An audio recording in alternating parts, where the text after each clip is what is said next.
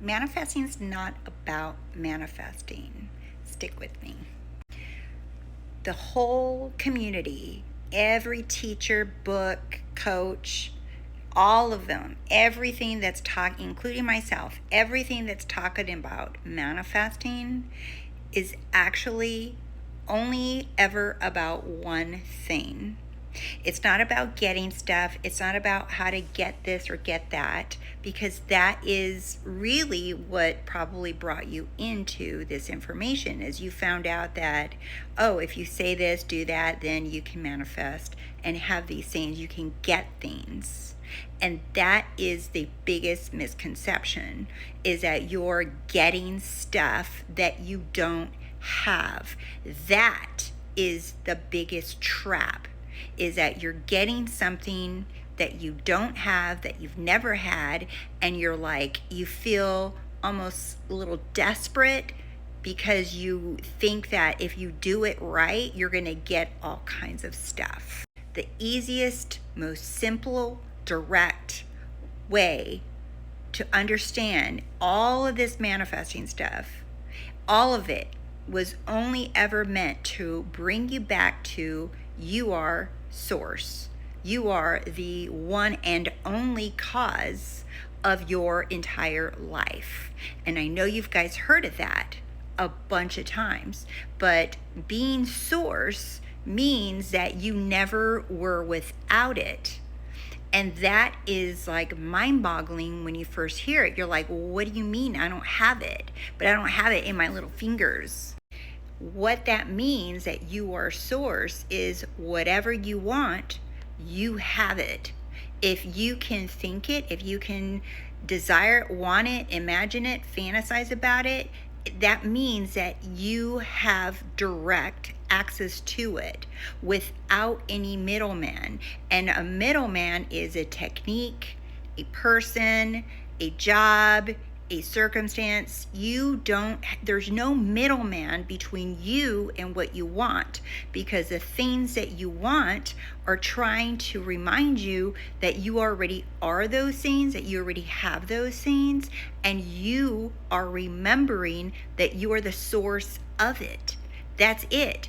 If all you focused on, right, is I am source, I am the one and only cause of it, and you remind yourself of that, you would see big changes in your life. The thing is people say those things, I'm source, I'm God, but they're still not allowing themselves to remember or understanding that what you're really saying. It's not a technique, it's not an affirmation so that if I say this enough, I'll get things. Do you see? The trap is that you think you're still getting something that's not yours. That's like me or anyone going into your refrigerator and grabbing your food without your consent and leaving. It's like you're not trying to take something from someone. You're not getting something from someone. It's already yours. But you forgot, you fell asleep in this human body, this human personality, to purposely forget and feel like you're separate from everything so that you can have desires and then experience those things and remember that you already are those things, that you are already everything.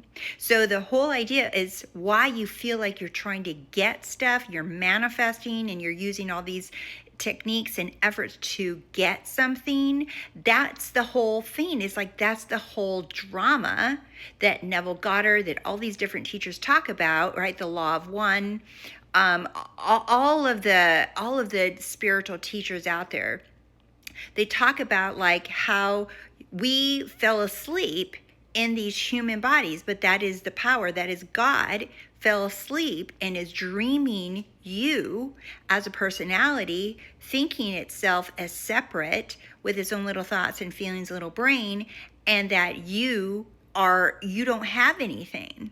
Do you see? So how does God know that it is all that is, or how does source know that it all that is, right, without a reflection? So that's why we have a 3D, we have a reflection, so that we can experience and it can bounce back on us to show us like, oh, I'm that too, I'm that too, I'm that too. So you are everything, but how do you know that you're everything without a reflection? Something to show you that you are everything.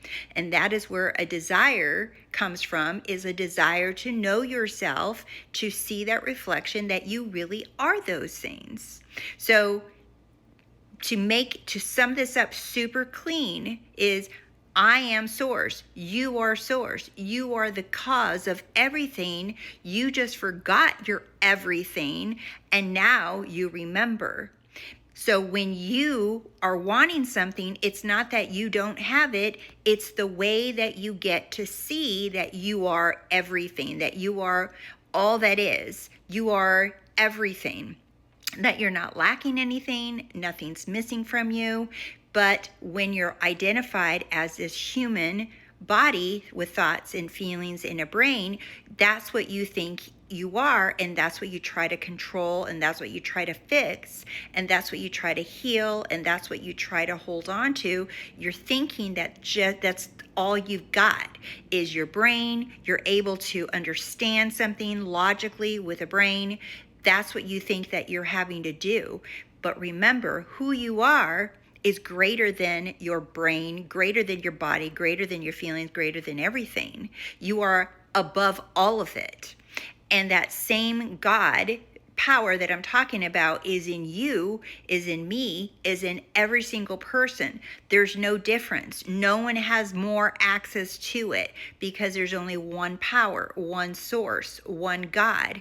And from that one source, there's infinite people, infinite perspectives, eyeballs looking at life differently, wanting different things.